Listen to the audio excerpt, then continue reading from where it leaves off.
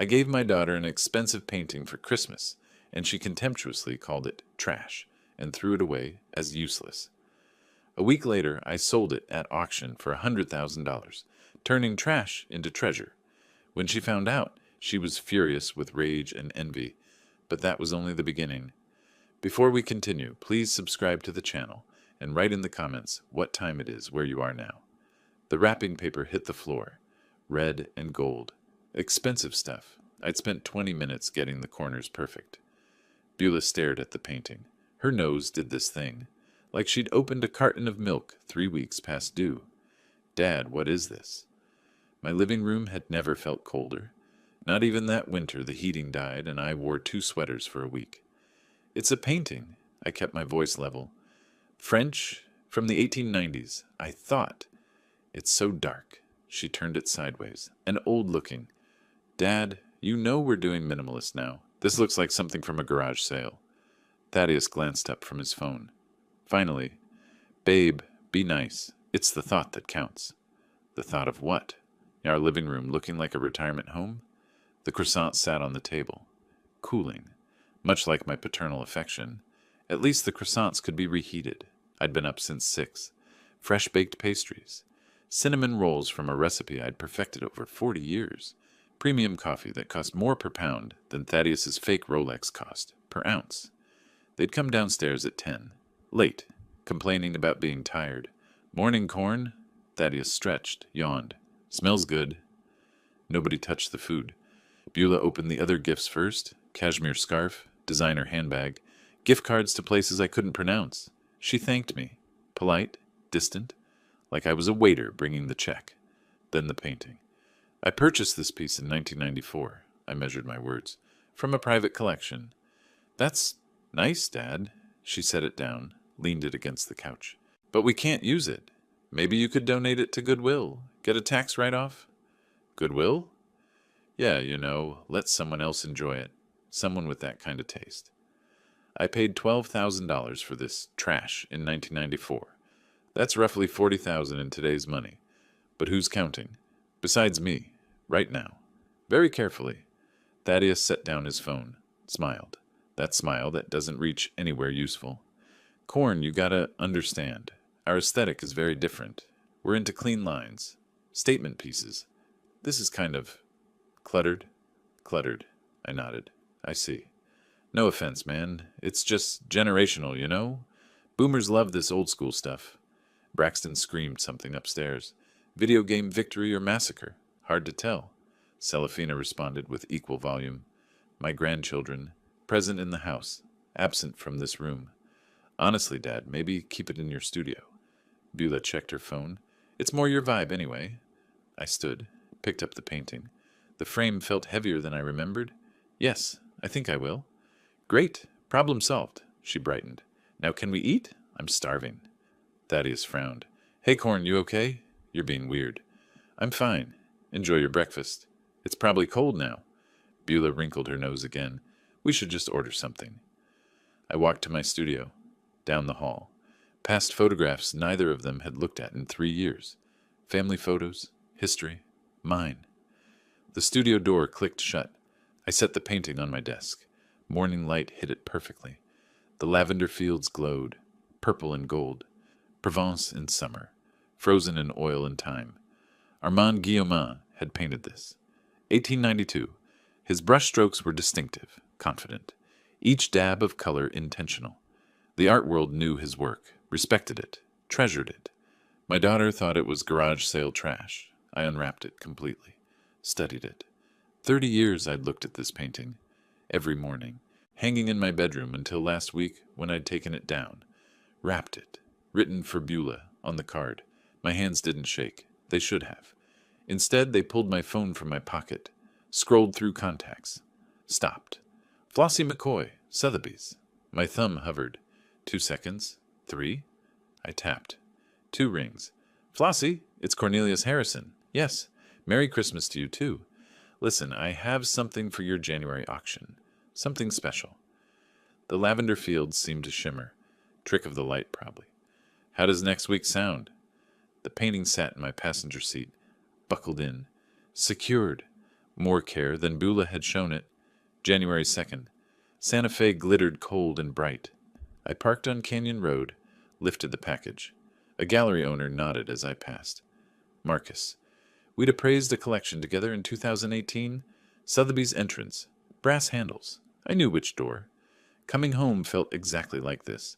Flossie met me in the lobby. Same sharp blazer, same reading glasses on a chain. 25 years, and she still looked like she could authenticate a Rembrandt in her sleep. Cornelius Harrison, she grinned. Is that what I think it is? Depends what you're thinking. She unwrapped it on the examination table. Her hand stopped. I'm thinking Armand Guillaumin, 1890s. Proven, Al, landscape. I'm thinking you've been holding out on us. It was a gift. The recipient didn't appreciate it. Then the recipient is a fool. The examination took 30 minutes. She used magnification, UV light, checked the signature, the brushwork, the canvas weave, all the things Beulah hadn't bothered to ask about. Provenance? Private auction, 1994. Estate of the Duchamp family. I have all documentation. Condition? Museum quality. Controlled environment for 30 years. She made notes. Consulted her tablet. Market comparisons. Recent sales. Current market for Guillaumin is strong. I'm thinking 6 figures. 6 figures. Beulah's garage sale trash was worth 6 figures. How soon can you auction it? Conservative estimate? She looked up. 100 to 120,000. I remembered that 1994 auction. New York, November, private estate sale. The Duchamp family liquidating assets. Most people saw a decent landscape. Nice colors, unsigned or poorly signed. I saw the brushwork, the color palette, the way purple met gold in exactly one way. Guillaumin's way. I'd bid 12,000. Won it. Brought it home. Hung it where I could see it every morning. You've got good taste. Flossie smiled. And patience. Had. Past tense. What changed? I tried to pass it along. Didn't work out. She didn't push. Professionals don't. She prepared the consignment papers. 3 pages. Standard contract. My hand moved to sign. Stopped. Should I tell Beulah first? The thought lasted half a second. My pen moved. Second thoughts? Flossie watched me. No. Too quick. Too firm. None. Do you want the sale to be confidential? We can keep it out of the public catalog. No need. Wrong answer. I should have said yes. But I assumed Beulah would never see an auction catalog. She didn't read them. Didn't care about them. Assumptions make interesting mistakes. January 9th. Flossie filed the papers. Our winter collection auction. This'll be a highlight. Meanwhile, across town, Beulah stirred her latte. Canyon Road, calf. Expensive. Trendy. Windows overlooking galleries I'd worked with for decades. Your dad still upset about Christmas? Zenobia Wallace sipped her cappuccino. Designer bag on the chair. $300 sunglasses inside. He's being ridiculous. Beulah shrugged. It was just some old painting. What kind of painting? I don't know. Brown? Dark? Very antique looking. Not our style at all. Thaddeus's voice crackled through speakerphone. He's been weird all week. Won't return my calls? He's getting old, Z. Beulah tapped her temple. Maybe a little, Legal? For what? Zenobia frowned. Just making sure Corn's protected. Thaddeus paused for effect. He was good at those, in case his judgment is slipping. You think it's that serious? He lives alone in that big house, making financial decisions. We should be involved. January 9th arrived. Clear sky. Cold. I wore my gray suit, bow tie, Sotheby's auction room filled with collectors, phone bidders on standby, the smell of money and art mixed into something sharp. I sat in the back row. Lot 47 came up. The auctioneer's voice carried. Professional. Practiced. Armand Guillaumin, Paysage de Provence, circa 1892. Oil on canvas. Opening bid, 60,000. Paddles rose. 3, 5. Phone lines lit up. 65. 70. We have 80,000. 90. The bidding war lasted 90 seconds. 90 seconds to undo 30 years of sentimental attachment. Efficient, really. I appreciated the economy of it. 115, 118,000. The room held its breath. Fair warning. The hammer fell. Sharp crack. Final. Sold. $118,000. Applause rippled. People shook my hand. Congratulations. Professional courtesies. I accepted them all. My passenger seat stayed empty on the drive home. The phone rang. Beulah, I let it hit voicemail, rang again. Thaddeus. Voicemail. Third call. Beulah. I pulled over. Quiet street. Stared at the screen. My thumb moved toward the answer button. Maybe I should explain. Maybe even buzz. Text message. Zenobia. Wait. Why would a screenshot? Sotheby's auction results newsletter. The painting. Lot 47. Sold for $118,000. Below it, Beulah, your dad's painting sold for how much? Another buzz. Different thread. Beulah meant to text Thaddeus. Send it to the group chat instead. That was my painting. He stole my Christmas gift. I stared. 5 calls in 10 seconds. Screen lit up like a Christmas tree. Ironic. I turned it off. Started the engine. The war had begun. Limoges, circa 1875. Hairline crack on the handle. My pen moved across the journal page. Morning light hit the coffee cup just right. Number 83 in my collection. Delicate roses on porcelain. Beautiful. My phone rang. Unknown number. I ignored it. Continued writing. Provenance uncertain. Acquired estate sale, Albuquerque. Downstairs, a door slammed. Footsteps. Fast. Angry. Coming up the stairs. I set down my pen. The studio door flew open. Beulah. Face red. Phone clutched in her hand like a weapon. $118,000? I didn't look up from my journal. Good morning to you, too. Don't you good morning me. You sold my painting. Your painting. I capped my pen, carefully. Interesting interpretation. Thaddeus appeared behind her, breathing hard from the stairs. Corn, we need to talk, seriously, about what you did. I finally looked up, met his eyes. What I did was sell my property. Coffee? Beulah's hands shook. The phone screen showed the screenshot. Sotheby's auction results. Lot 47. $118,000 in bold numbers? That was my Christmas gift. You can't just take back a gift. You refused it. Called it garage sale trash, if memory serves. I didn't refuse it. I just said it wasn't my style. I stood, walked to my desk, pulled up my computer, found the Sotheby's transaction receipt, turned the screen toward her. You suggested I donate it to Goodwill. Those were your exact words. Thaddeus stepped closer, looked at the screen. You're twisting things. You know what she meant. I know precisely what she meant. My voice stayed level. 40 years of dealing with difficult clients taught me that. I've been an art appraiser for 40 years. I recognize contempt when I see it. 3 years of free housing, utilities, and groceries. If I'm mentally declining, I started in 2022. Should have gotten that checked. Beulah's expression shifted, fake concern replacing rage. Look, let's be reasonable. You made a profit. A big one. We think Beulah deserves compensation. Compensation? For what exactly? For my gift. Half of that money is mine. It stopped being yours the moment you rejected it. Legally, ethically, and morally. Thaddeus crossed his arms. We could get a lawyer. Please do. I smiled. I'll enjoy that conversation. Beulah's eyes narrowed. Different tactic. Why are you being so difficult? Are you okay, Dad? Mentally? The room temperature dropped 10 degrees. Excuse me. She's just saying... Thaddeus put his hand on her shoulder. Making big financial decisions alone at your age. At my age, which is 70, not 90. We're worried about you. Selling valuable things impulsively. My coffee sat on the desk. Cold now. I'd made French press. Ethiopian beans.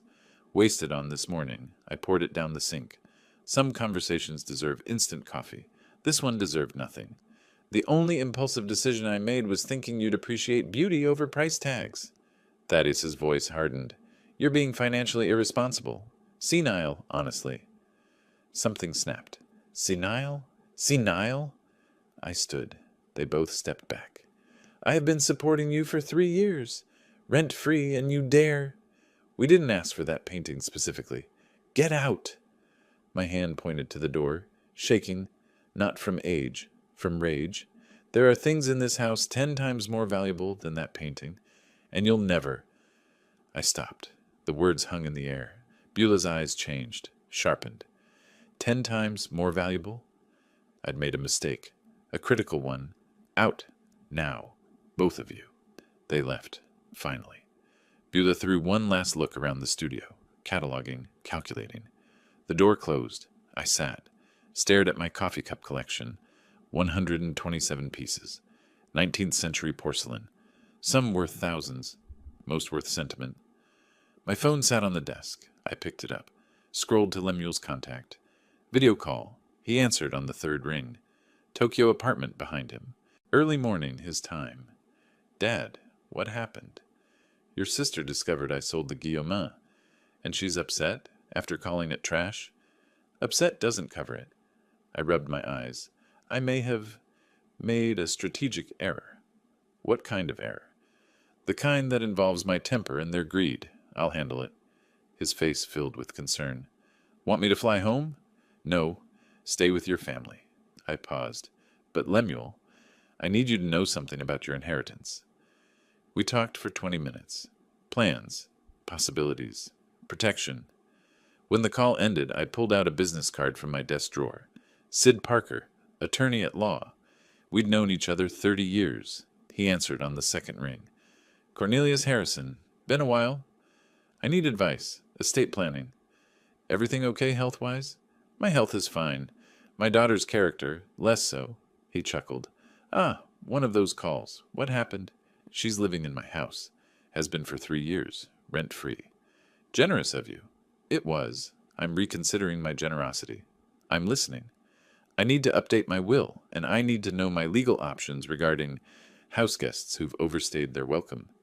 Are we talking eviction? We're talking about protecting my assets from people who see me as an ATM with a pulse. Silence. Then, when can you come to my office? Tomorrow too soon? 10 a.m., bring documentation. I ended the call, sat in the quiet. Then I walked downstairs, through the living room, past the antique portrait of great-grandmother Cornelia. Gold frame, dark oils, stern face, my desk drawer in the hallway. Not quite closed. I opened it. Everything looked normal, but I knew my organization. Someone had been here. The filing cabinet, locked, but fresh scratches around the keyhole. New. From today. The portrait, slightly crooked. I straightened it, stared at Cornelia's painted face. They're looking for treasure. Perfect. Upstairs, through the ceiling, voices, muffled. Thaddeus. If that painting was worth over 100 grand. Beulah. What else is he hiding? I pulled out my phone, opened notes, typed, Phase 1, complete. They've taken the bait. Phase 2, let them hunt. Documents covered Sid's desk. Property deeds, bank statements, 3 years of utility bills, grocery receipts in neat chronological order. Sid whistled low. You've been documenting everything. Force of habit. I shifted in the leather chair. 40 years of provenance verification. He ran his finger down a spreadsheet. $2,400 monthly for their rent equivalent. $400 utilities. $600 groceries. Multiply by 36 months. He looked up. You're owed $87,000. Give or take. I don't want the money. Then what do you want? I want them to understand what they threw away. And I want my house back. Sid leaned back. His office smelled like old books and coffee. Wood paneling. Framed diplomas. Comfortable. You kept receipts for 3 years? I keep receipts for 30 years. Occupational hazard. This is over $80,000. That's the monetary value. The personal cost is considerably higher. He tapped his pen against the desk. You want to formalize these as loans? I want to establish that I've been generous. When I stop being generous, I want the law on my side. You're building a case. I'm documenting reality. There's a difference. Sid pulled out a legal pad, started writing. If they're going through your things, you should know about it. Security cameras? It's your house. Completely legal. The idea felt wrong. Intrusive. That feels invasive. They're invading your privacy. You're protecting your property. I sat with that. Small one, just in my studio. Start there. See what they do. Back home, they'd already started. I discovered this later. Security footage doesn't lie. Beulah photographed the Remington sculpture on the mantel. Bronze cowboy, worth maybe $8,000. She took 6 photos, different angles. Uploaded them immediately. Thaddeus measured the Chinese vase in the hallway. Ming Dynasty reproduction. Cost me $300 at a gallery closing sale. He spent 20 minutes examining the maker's mark with a magnifying glass, but the portrait Obsessed them. Great-grandmother Cornelia, stern Victorian woman, dark background, ornate gold frame, hanging in the living room for 4 years. I'd installed the camera on Tuesday. By Thursday, I had 6 hours of footage of Thaddeus trying and failing to pick my desk lock with a paperclip. He watched a YouTube tutorial. Twice. I could have just given him the key. Would have saved us both time. But where's the fun in that? January 20th. Video call with Lemuel. Evening his time. His face filled my laptop screen. Dad, this sounds serious. It's complicated. Beulah is... she's not who I raised. Money changes people. Lack of money, in her case. She and Thaddeus have debt I never knew about. How much debt? Enough to make them desperate. Enough to make my house look like an inheritance worth fighting for. What can I do? I took a breath. I need to ask you something. About the house. His expression shifted, concerned. What about it? I want to transfer 50% ownership to you. Why? Dad, are you sick? I'm perfectly healthy. This is strategic. Strategic how? If Beulah tries to claim rights to this house after... when I'm gone, you'll have equal say. When you're gone is hopefully 30 years from now. Or next week, if she tries to have me declared incompetent. Silence stretched across the Pacific. She wouldn't. She called me senile 3 days ago, in my own studio. More silence. Then, what do you need me to sign? January 23rd. Sid's office. Lemuel via electronic signature from Tokyo. Documents signed, notarized, filed. Lemuel now owned half my house. This made him, technically, Beulah's landlord. The irony was delicious. I considered telling her, then decided the surprise would taste better. Later. January 27th. Gallery opening, local artist. Watercolors of the Rio Grande. I stayed 2 hours. Talked to collectors. Drank mediocre wine. Gave Beulah and Thaddeus a window. Security footage from that night showed Thaddeus in my office. Alone. Systematic. Opening drawers. Checking files. He found the Christie's folder. I watched him pull out the letter. Old letterhead. 1998. Professional appraisal for a portrait I'd authenticated years ago. 18th century. Unknown artist. Estimated value. $800,000 to $200,000. The letter mentioned the portrait was sold in 2005. Proceeds used to purchase this house. Thaddeus didn't read that part. He saw only the valuation. His hands shook as he photographed the document. Ran from the room, calling for Beulah. I watched their conversation in the living room. No audio, but their body language spoke volumes. Thaddeus showed her the photo. Her eyes went wide. She grabbed his phone, read it 3 times. Then they both turned, stared at the great-grandmother portrait. Their gold mine, completely fake. Cost me $200 in 2020. I'd left that Christie's folder accessible deliberately. Wanted them to find something, keep them busy, waste their time. I hadn't expected them to find that specific letter. Mistake. Not fatal, but careless. Late January the 28th, after midnight. Studio. Just me and the security monitor. I watched old footage. Beulah in my office, laughing at something Thaddeus said. The angle caught her face perfectly. Joy. Excitement. She looked like she did at age 8. Birthday party treasure hunt. The same house. She'd found a silver dollar I'd hidden. Squealed. Hugged me. Best birthday ever, Daddy. I paused the video. Her face frozen in laughter. What happened to you? The words came out whisper quiet. My phone sat next to the keyboard. I could call, explain, offer to help with her debts. Financial counseling. A real path forward. The video resumed automatically. Beulah opened my desk drawer, removed my late wife's jewelry box, costume jewelry. Sentimental value only. She photographed it, put it back. My hand stayed on the desk. No, you made your choice. But doubt lingered. Was I becoming as cold as they were greedy? January 30th, evening, dinner with Flossie, business, museum donations, tax strategies. I came home, hung my coat, walked into the living room. The portrait, crooked again. I straightened it, stepped back.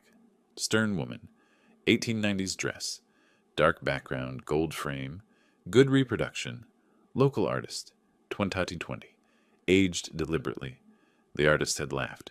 Who would fake something like this? Someone with a sense of irony, I'd said. Now something new caught my eye. Sticky note on the frame's edge. Partially visible from the side. I pulled it off. Beulah's handwriting. Get appraised. 18th century. Up to 1.2 wents. Do not touch. I stared, smiled. Slow. Wide. They believed it was this portrait. I pulled out my phone. Texted Sid. They took the bait. Phase 2, ahead of schedule. Sid. What bait? Me. The one I didn't know I'd set. Sometimes luck is better than planning. The fake Cornelia stared back. Stern. Judging. Thank you, I whispered.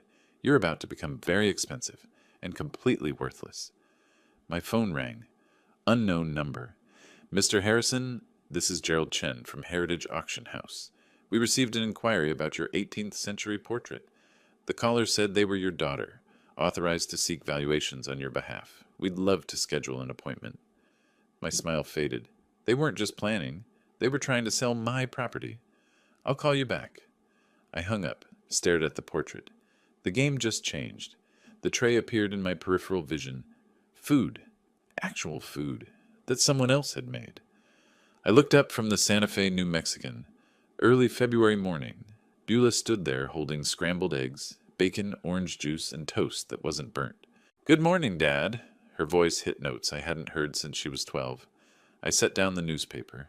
Slowly. What's the occasion? No occasion. Can't a daughter make her father breakfast? I took a careful bite of eggs. Folded properly, not scrambled flat. You remembered the technique? I remember a lot of things, Dad. We should talk more. About the past. About preserving memories. Preserving memories. I took another bite. Interesting phrase. Beulah made me breakfast 3 days in a row. 3 days. I hadn't experienced this level of maternal care from her since she was in utero.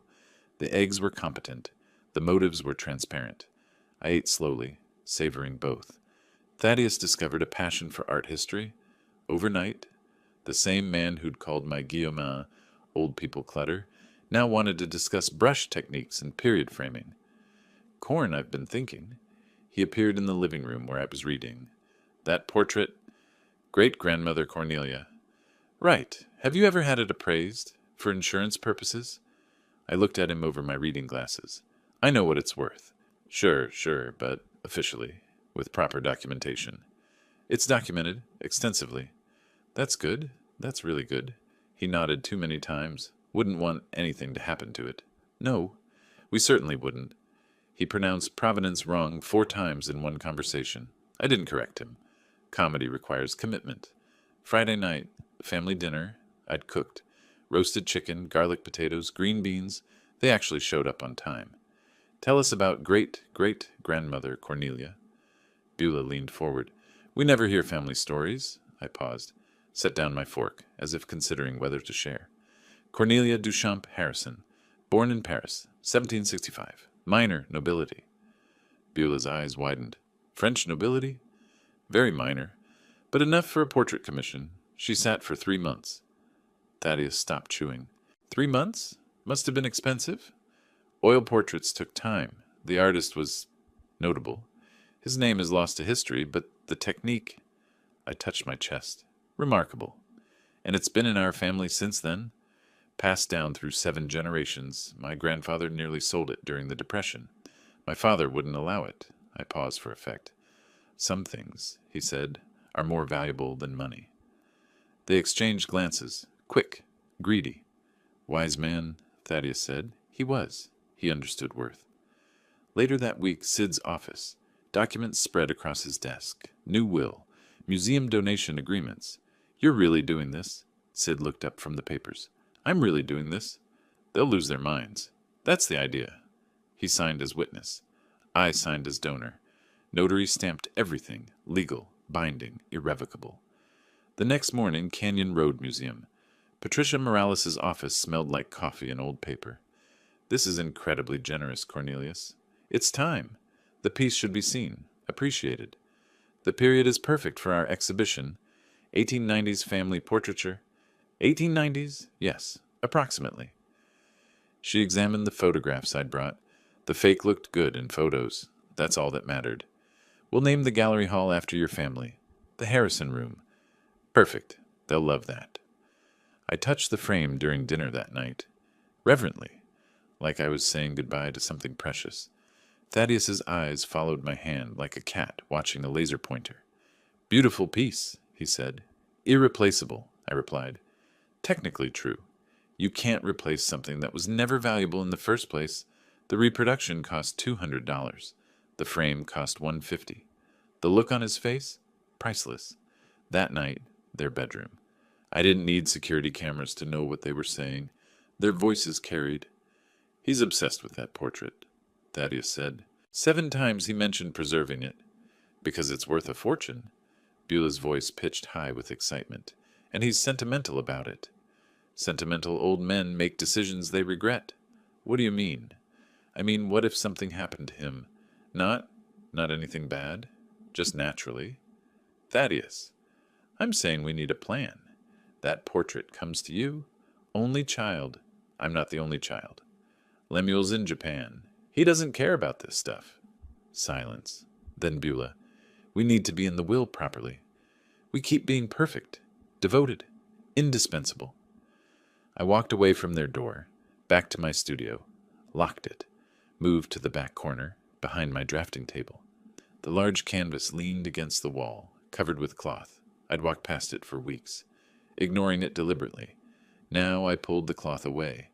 The real portrait emerged, luminous skin tones, genuine 18th century technique, masterful composition, the actual Cornelia Duchamp Harrison, painted 1789. I turned it around. On the back, protected by archival plastic. Original certificate of authenticity. Christie's appraisal, 1998. Museum transfer agreement, signed 2020. Anonymous donor, a sticky note in my handwriting. To be revealed after my death. Let them enjoy the fake. CH, 2020. I photographed it. Sent to Sid. Insurance policy. Sat back. Looked at the $1 million masterpiece, then at my phone showing the living room fake. They're hunting ghosts, I said to the empty studio. Beautiful, expensive ghosts. I recovered the real portrait. Returned it to hiding. Tomorrow, formal dinner. Time to show them what their niceness had earned. My phone buzzed. Text from Sid. Documents ready. Museum donation official as of tomorrow. Are you sure about this? Me. Absolutely. Sid. They'll lose their minds. Me. That's the idea. Upstairs, through the ceiling, muffled voices continued. Beulah. If we're extra nice, maybe he'll reconsider the will. Thaddeus. The portrait could be ours by summer. I walked to my bedroom, paused at the door. Summer, I whispered. Optimistic. 6 place settings. Good china. Crystal glasses. The dining room looked ready for celebration. It wasn't. Beulah entered, saw the setup. Stopped. Dad, this is beautiful. What's the occasion? Family meeting. I adjusted a fork. Important announcement. Her eyes lit up. Announcement? About my estate. Time to make some things official. She practically vibrated, already texting Thaddeus. I watched her face. Pure, uncomplicated greed, disguised as joy. The doorbell rang. Are you expecting someone? Our witness. I opened the door. Sid Parker stood there, briefcase in hand. Beulah's smile froze. Witness? Dinner proceeded cordially. Wine poured. Small talk about Braxton's soccer. Celifina's art class. Thaddeus wore a suit he'd borrowed from my closet. Didn't fit quite right. After the main course, I stood, glass raised. I want to thank you all for being here. Family is precious. Beulah leaned forward. Dad, this is so nice. I've been considering my legacy, what I'll leave behind. Thaddeus dabbed his mouth with a napkin. You have years ahead, Corn. Perhaps. But at 70, one thinks about these things. I paused. I've made a decision about great-grandmother Cornelia's portrait. Beulah's breathing stopped. I'm donating it to Canyon Road Museum. The papers are signed. Transfer is next week. Silence. Beulah's wine glass tilted. Sid caught it before it spilled. You're...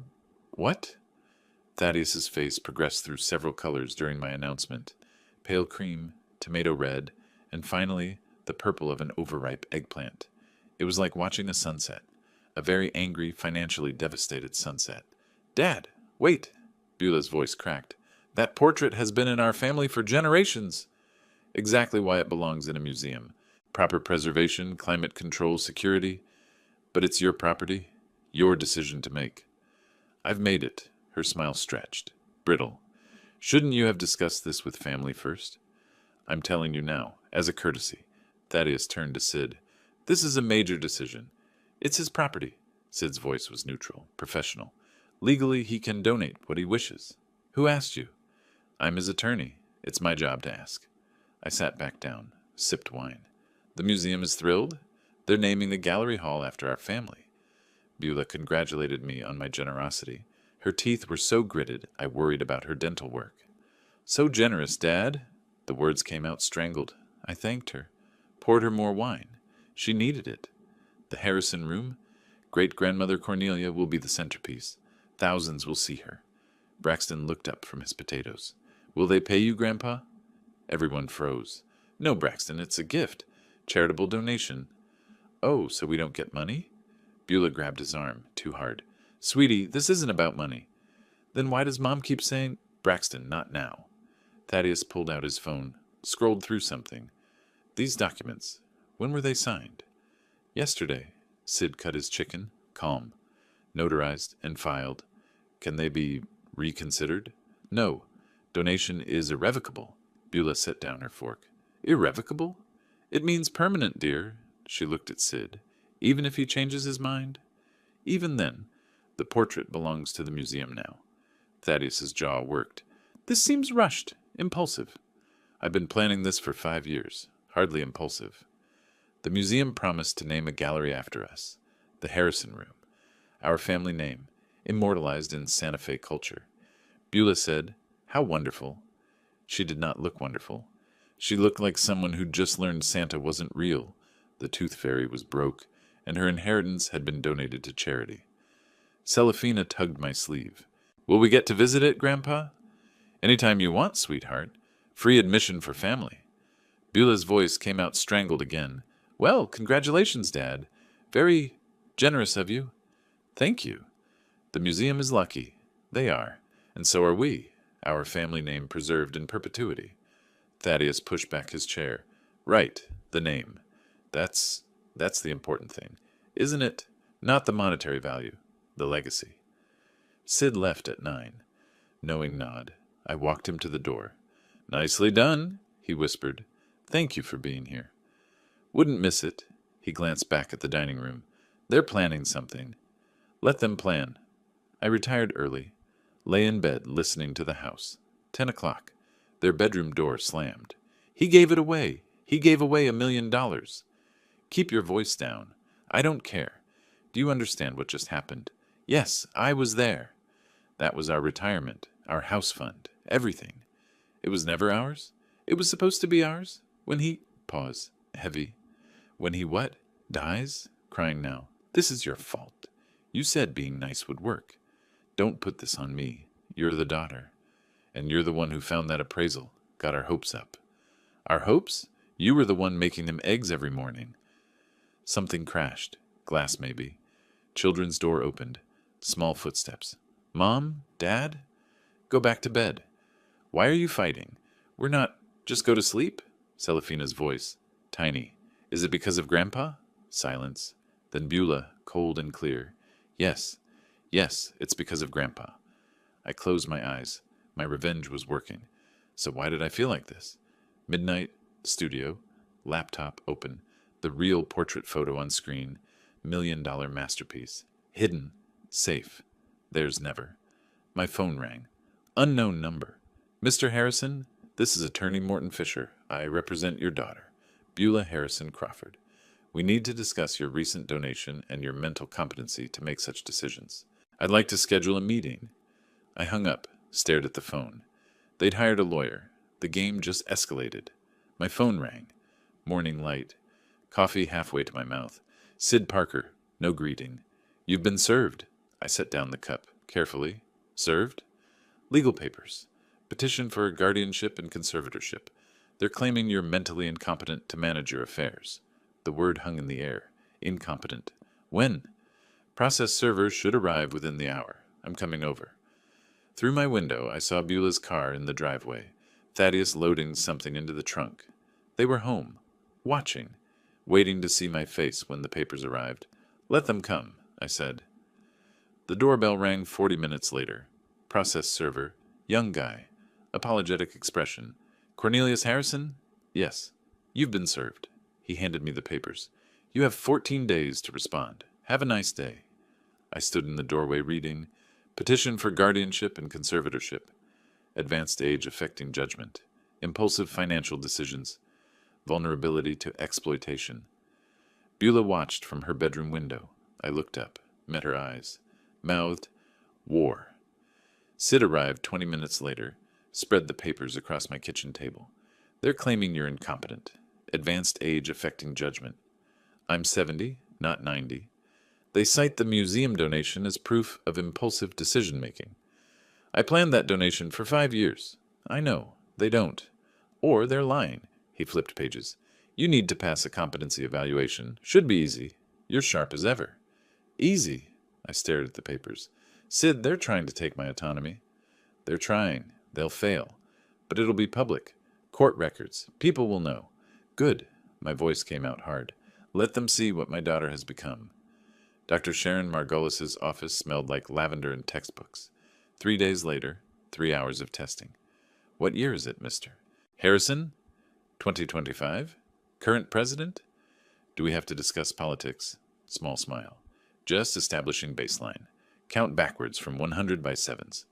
100, 93, 86, 79, 72, 65, 58. Sufficient. Tell me about your recent financial decisions. I donated a painting to a museum. Family heirloom. Seemed appropriate.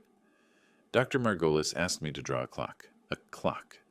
I'm a former art appraiser who spent 40 years examining old masters, and I'm drawing a clock to prove I'm not senile. I made it a dowel. Clock? Melting. She didn't laugh. Psychiatrists have no sense of humor. I still passed. Your daughter suggests this was impulsive. My daughter wants money. There's a difference. You sound angry. Wouldn't you be? Your own child trying to have you declared incompetent? She made notes. That's a very rational response, actually. Meanwhile, Thaddeus made calls. Hired someone. Budget detective named Frank Morris. $200 a day. Investigation target, the portrait. Morris found a museum curator. Junior level. Marcus Chen. Student loans. Rent problems. $50,000 in debt. $2,000 in cash changed hands. Marcus examined the donated portrait after hours. Reported back. It's a reproduction. Modern materials. Maybe 5 years old. Worth $300 with the frame. Thaddeus, hearing this, didn't understand. Didn't realize Cornelius donated a worthless fake on purpose. Instead, he swapped them, gave them the fake, kept the real one. New conspiracy, new hunt, same desperation. March 1st. My studio door flew open. We know what you did. I looked up from my book. Good morning to you, too. The portrait, the one you gave the museum. It's fake. Is it? Beulah's face was red.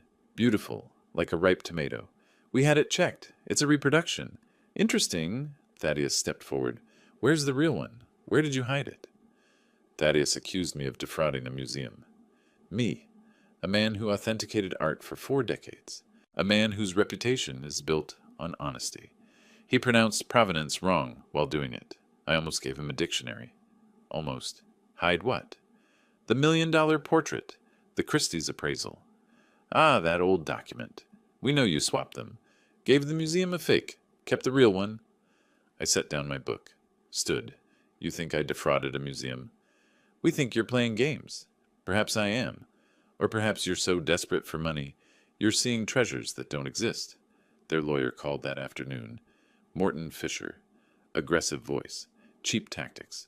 Mr. Harrison, we have evidence of erratic behavior. Donating valuable art impulsively. They're my heirlooms. I don't need permission. At your age, sir, judgment can be impaired. My judgment is excellent.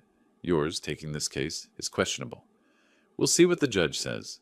I hung up. That night, old photo albums. My studio. Alone. Beulah at 3. Gap-toothed smile. Paintbrush in hand. Beulah at 8.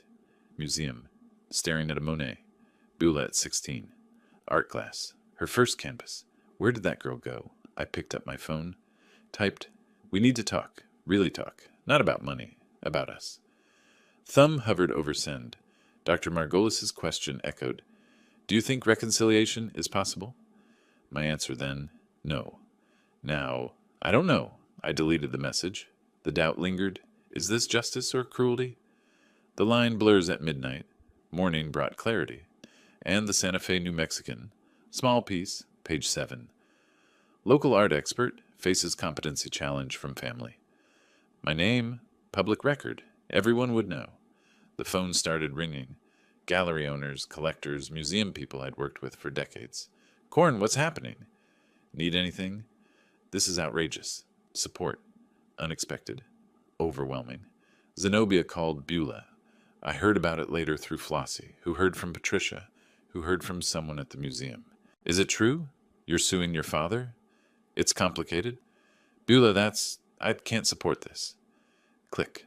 Within 3 days, their social circle evaporated. Invitations withdrawn. Calls unreturned. Avoidance in grocery stores. Santa Fe is small. Word spreads fast. Judgment faster. March 1st. Evening. Doorbell. News van. Channel 7. Reporter with microphone. Mr. Harrison, can we ask you about the guardianship petition? Camera light. Neighbor watching across the street. I could close the door. Instead, yes, I have a statement. Your daughter believes you're incompetent? I underwent psychiatric evaluation. I passed. Perfectly. Because I'm not incompetent. I'm just done being used. Used. I supported her family for 3 years. Rent-free. They called my gifts trash. Then sued when I donated art to a museum. That's not concern for my well-being. That's greed. Strong words. True words. Now, if you'll excuse me, I have documents to prepare. For court. My phone erupted. Texts. Calls. Sid. Did you just talk to press? Lemuel. Dad, I saw the news stream. You okay? Another call. Judge's clerk. Competency hearing scheduled March 10th. I'll be there. 10 days to prove I'm not senile. 10 days to show the world what my daughter has become. I walked to my studio, locked the door, pulled out the folder. Evidence. Financial support. 2022-2025. 3 years of receipts. Bank transfers. Utilities. Groceries. Medical bills. 87 bought. Started scanning. If they want war, they'll get truth first. March 10th. Court day. I sat in my living room, charcoal suit, burgundy bow tie, briefcase beside me. Sid should arrive in 20 minutes. My phone rang. Don't leave yet. What's wrong? Fisher withdrew the petition an hour ago. Emergency filing. I set down my coffee. Why? He's claiming new information suggests resolution outside court is preferable. Translation, they know they'll lose. So it's over? The lawsuit, yes. But Corn, they're not done. Through my window, Beulah's car pulled into my driveway. Thaddeus in passenger seat. They're here. Don't let them in alone. I'm coming. No need. I think it's time we had that conversation. But they didn't knock on the front door. Walked around back. Toward the studio. They weren't coming to talk. They were coming to search. I followed. Silent. Phone recording video. A locksmith picked my studio lock. Beulah and Thaddeus entered. I stood in the doorway. Watched them rifle through my files. Looking for something? They spun around. Dad, you're supposed to be... At court? Lawsuit was withdrawn. Didn't Morton tell you? Thaddeus's face went pale. We can explain... Can you? Explain breaking into my home? The locksmith backed toward the door. Ma'am, you said... We're not breaking in. This is family property. My property, that you're illegally entering. The locksmith left. Fast. Beulah's hands shook. Stop playing games. Where's the real portrait? There is no real portrait. Bullshit. The Christie's appraisal was for a different painting from 1998. You're lying? Am I? Would you like to see the documents? All of them? Yes. Fine. Living room. Now, let's end this. I spread documents across my coffee table. Methodical. Systematic. Christie's appraisal, 1998. Portrait unknown artist, 18th century, estimated 800,000, 1.2 million. Thaddeus grabbed it. See? Now read the next page. Sale record, 2005. Sold for $750,000 to private collector.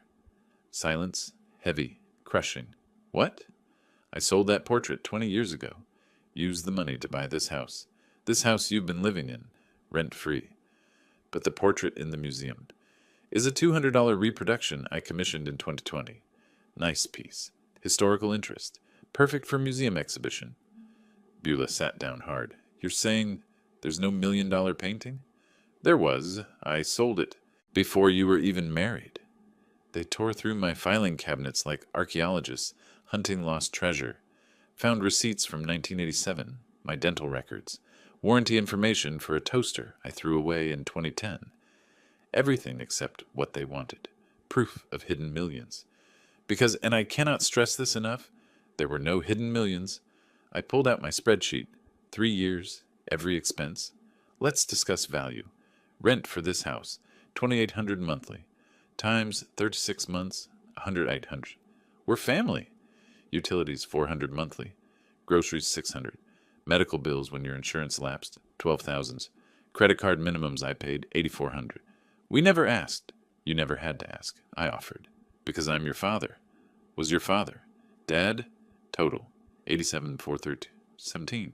And you know what you said when I gave you $118,000 painting for Christmas? Silence. Garage sale trash. Those were your exact words. Beulah's voice broke. You set us up. You planted that Christie's document. I didn't plant anything. You searched my files without permission. You wanted us to think there was treasure. I wanted you to appreciate what you had. You chose to hunt for what you didn't. You're a cruel man. My voice rose. First real anger. I'm cruel? I gave you a home. For 3 years. I gave you a painting worth $100,000. You called it trash.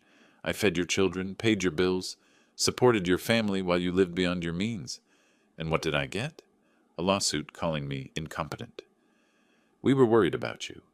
You were worried about money. My money. Money you felt entitled to while I was still alive. I took a breath, regained control. You have 2 weeks. 2 weeks for what? To find new housing. I want my home back. You can't evict us. Actually, I can. This house is 50% owned by Lemuel. Has been for 6 months. He and I agree. You need to leave. Sid entered through the front door. Perfect timing. They're guests. No lease, no rent paid, no tenant status. 14 days' notice is generous. Beulah collapsed, crying. What are we supposed to do? We have nothing. You have more than nothing. You have your health, your skills, your children. You just don't have my money. After destroying their delusions, after presenting documentation of their exploitation, after formally evicting them, I did something inexplicable. I offered them coffee, French press, Ethiopian beans. They declined. I drank it alone. It was excellent. The coffee, I mean. The moment was terrible.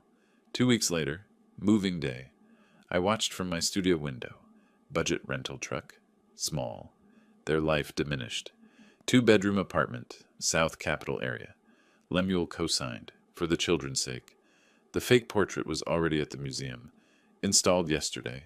The Harrison Room. My name on the wall forever. Beulah hadn't attended the opening. Now, watching her pack, I felt nothing. That's worse than anger. Downstairs, the front door opened. Closed. Footsteps on stairs. Beulah appeared in my doorway, alone. Red eyes. No makeup. Young again. Broken. I need to talk to you. Before I go, I need to say something. I waited. She took a breath. The doorbell rang. Babe, truck's full. We gotta go. Beulah looked at me. Whatever she was going to say died. Never mind, she whispered. Turned, left. Front door closed. Truck engine started. Drove away. My phone buzzed. Lemuel. She's gone? Me. Yes. Lemuel. How do you feel? I stared at the question for a long time. Typed, like I won and lost simultaneously. Lemuel. What's next? I looked around my studio, my home, my life, empty of parasites, full of memories. Some good, some poisoned. What is next? Apartment listings covered my kitchen table. 2-bedroom places. Budget range, 1,400. Sub 800. Most required credit scores Beulah and Thaddeus didn't have. The doorbell rang. 3rd time today. Through the window, Beulah stood on my doorstep holding papers. Rental applications, rejected ones, probably. She pressed the button repeatedly. Her voice carried through the door. Dad, please. We need to talk. Just 5 minutes. I returned to my coffee. Cold now. Didn't matter. The ringing stopped. Car started, drove away. My phone buzzed. Text, "We're trying. It's harder than you think." I didn't respond. 3 hours later, "Please, the kids are scared." My finger hovered. Typed, "I'm sorry they're scared." Deleted it. Typed, "You should have thought of that before." Deleted that too. Sent nothing. 2 weeks passed. Beulah and Thaddeus applied to 17 properties. Credit scores, 485 and 512, disqualified them from most. The rest wanted deposits, $5,000 up front, money they didn't have. They visited repeatedly, increasingly desperate. During one visit, Beulah broke down. Not performance this time. Real fear. "Dad, just 2 more weeks. We're close to finding something." "You've had 2 weeks, and 3 years before that." Thaddeus leaned forward. "The deposits are impossible. We need $5,000 up front." "That's unfortunate." "Dad, this is your grandchildren we're talking about." I paused. "I know exactly who we're talking about." "Where will you take them?" We don't know yet. Maybe a motel temporarily?" "A motel?" She cried harder. "What choice do we have?" "You had choices. 3 years ago. 6 months ago. Christmas morning. You made them." But doubt crept in. Braxton's confused face. Celafina asking why Mommy cries all the time. That evening, standing in my garden, I heard Thaddeus on his phone. Window open. Voice carrying. "Yeah, man, it's a shit show." "No, he's being a total hard-ass." "I know, right? Whatever. Old geezer's 70. How long can he really hold out? 5 years? 10? I stood frozen. "Exactly. We just wait. House'll be ours. All his crap. Everything. Just gotta deal with his tantrum now." He laughed. Actually laughed. "Nah, Beulah's in there crying, playing the kid card. Might buy us time." My phone was already recording. I called Sid immediately. "Schedule a meeting. Tomorrow. Final." March 12th. My living room. Golden light through windows. The empty space where the portrait hung. Dark rectangle marking its absence. Beulah and Thaddeus sat on the couch. Sid stood beside me. Briefcase open. This was legal proceeding, not family discussion. "Let's review the facts," Sid began. "You've lived here 3 years, rent-free. We're family. You sued Mr. Harrison claiming mental incompetence. You hired a detective. You broke into his studio. We were desperate. You were greedy. There's a difference." I nodded to Sid. "Show them the recording." Thaddeus's voice filled the room. "Old geezer's 70. Wait him out. House'll be ours." Beulah's face went white. You said that?" He took it out of context. "What context makes wait for me to die acceptable?" Silence. Heavy. Final. "I need to clarify something about this house." I pulled out documents. "Half of it belongs to Lemuel. Has for a year?" "What?" Sid produced the deed. Transfer dated March 2024. 50% ownership to Lemuel Daniel Harrison. He lives in Japan. He's co-owner, and he's made his position clear. He doesn't want you here. I slid my spreadsheet across the table. 3 years. Every expense. Itemized. Rent equivalent. $2,800 monthly. Times 36 months. Utilities 400 monthly. Groceries 600. Medical bills. Credit cards. Total. 87,432.17. Those were gifts. And you know what you said when I gave you $118,000 painting for Christmas? I leaned forward. Garage sale trash. Those were your exact words. Sid handed them the document. Official eviction notice. Signed by sheriff's deputy. You have 48 hours to vacate. 48 hours? New Mexico law. Non-tenant guests. 48 hours notice. We'll fight this. With what lawyer? What money? You're broke. You have no case. Beulah looked at me. You're really doing this? Putting your grandchildren on the street? My voice came out cold. Measured. Final. I raised you to value beauty, history, and family. I gave you a home when you needed one. I fed your children. I paid your bills. I tried to pass down something meaningful, and you called it trash. Then you hunted for treasures that didn't exist. You tried to have me declared incompetent. You waited for me to die. Every choice was yours. Every consequence is earned. I don't owe you my house. I don't owe you my money. I don't even owe you my forgiveness. What I owe you is honesty. You are no longer welcome in my home. 48 hours. The document shook in Bola's hands. Thaddeus stood suddenly, knocking the coffee table. This is insane. You can't. But he stopped, looked at my face, at Sid's briefcase, at the empty wall, sat back down. Hard. We have nowhere to go, Bula whispered. That's not my problem. She looked up at me. I don't know you anymore. The feeling, I said quietly, is mutual. Sid checked his watch. 3:47 p.m., March 12th, 2025. 48 hours starts now. They left. I watched from the window. Their car sat in the driveway for 10 minutes, just sitting, defeated. Finally drove away. Sid put a hand on my shoulder. You okay? I didn't answer, because I didn't know. March 17th, budget rental truck in my driveway. Thaddeus carried boxes, clothes, kitchen items, toys, smaller loads than they arrived with. Everything valuable stayed with me. It was always mine. Braxton and Celafina sat on the porch steps. Too quiet for children, Beulah directed weakly. That box goes first. No, wait.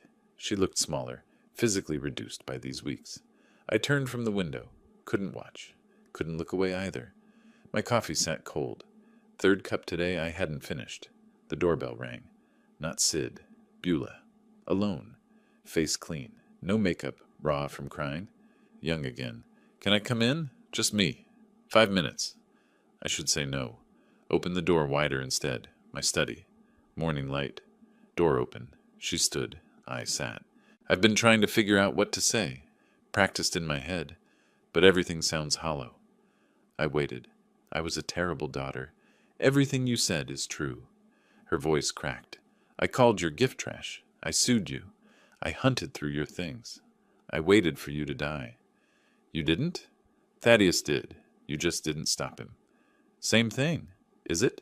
Yes. I'm complicit in everything. I knew what we were doing. I told myself we deserved it because you had money and we didn't. Because life was hard and you were comfortable. Because I felt like you owed me something for... She trailed off. For what? I don't know. That's the worst part. She laughed bitterly. You gave me everything. I had no reason. But I did, and I let that poison me. Silence stretched. I became someone I don't recognize. Someone who'd hurt her own father for money. Someone who'd lied to her children about why we're moving. She wiped tears. I don't expect forgiveness. I don't deserve it. I just wanted you to know. I see what I did. I see who I became. And I'm sorry. She turned toward the door. Sit down. She hesitated. Sat. I don't want your apologies. I want you to understand. I do. No. Listen. I leaned forward. You saw price tags everywhere. On me. On everything I owned. You calculated inheritance while I was still alive. That's not about money. That's about seeing me as an obstacle rather than a person. I know. You're right. But you're here. Acknowledging it. That's more than Thaddeus would do. He won't apologize. Ever. He's angry. Blames you. Blames me. And you? I blame myself. Finally. I took a breath. The debts. The $87,000. Consider them canceled. Her head snapped up. What? I don't want repayment. I want you to remember that family supported you when no one else would. Dad, but the house is mine. My space, my dignity, my choice. That boundary stands. I understand. I don't forgive you. Not yet. Maybe not ever. But I don't hate you either. You're my daughter. That doesn't change, even when everything else does. She broke down completely. Thank you, she gasped. Thank you for not hating me. I didn't move to comfort her. Couldn't. The wounds were too fresh. Where are you moving? Small apartment, South Capitol. Lemuel helped find it, paid first month's rent. For the kids, he said. Lemuel is generous, like his father. I didn't respond to that. I need to go. The truck's loaded. At the door, she stopped. Will I ever see you again? I don't know. Time will tell. Can I call? Text? You can try. I won't always answer, but you can try. Not forgiveness, not reconciliation, but not total severance either. Space, time, possibility. Maybe. The truck drove away. I didn't wave. That afternoon, Lemuel arrived. Flew in from Tokyo. We sat on the terrace. Sake. Sunset. You did the right thing, Dad. Did I? Her children are in a 2-bedroom apartment. Her children have a roof. Because you arranged it. Through me. I keep seeing her face. When she was 8. She's not 8 anymore. She made adult choices, adult consequences. Doesn't make it easier. You taught her a lesson, maybe the most important one. He poured more sake. What about your collection? The real one? Bank vault. Safety deposit box 447. 3 paintings. Total value, about $1.6 million. They're yours when I die. Dad, I know you don't. That's why you're getting them. Beulah wanted them, you never asked. What about her? I smiled slightly. She got the most valuable painting of all. A lesson. Priceless. Can't be bought or sold. Maybe in 30 years she'll understand its value. 6 months later. September. My life is quieter now, cleaner, organized exactly how I want it. I joined an art appreciation society. Tuesday evenings, Canyon Road Gallery. Made 2 friends. Both retired collectors who understand art is about beauty, not investment. Morning routine. Yoga at 7, coffee at 8, museum 3 times weekly. I volunteer at Canyon Road Museum. Patricia asks my advice often. I feel useful. Lemuel video calls twice, weekly. Brought his family to visit. Wife Yuko, 3 children. They stayed in the guest rooms. Redecorated, fresh paint. New memories. The grandchildren called me Oji-san. Grandfather in Japanese. Sounded better than Grandpa. I started painting again. Terrible paintings, but mine. I hung them in my studio where no one judged. The postcard arrived mid-September. Dad, I found work. Interior designer at small firm. Starting over. Learning about value versus price. You were right. Working on myself. Thank you for not giving up on me by giving up completely. Maybe someday we can talk. B. I stared at it, got a magnet, hung it on the refrigerator. Next to it, crayon drawing, age 8. Best Daddy, in crooked letters. I touched both cards, said nothing, but I didn't throw it away either. My life is smaller now, quieter, lonelier, but it's mine. That matters. Justice and love don't always coexist. Sometimes you choose one at the cost of the other. I chose justice. Time will tell if it was worth the price. The terrace overlooks Santa Fe at sunset. The mountains turn purple, then gold, then dark. I sit there most evenings now. Seke. Silence. Peace. Not happiness. That'll take time. But peace. If you like this story, please like this video, subscribe to the channel, and share your impressions of this story in the comments. To listen to the next story, click on the box on the left. Thank you for watching.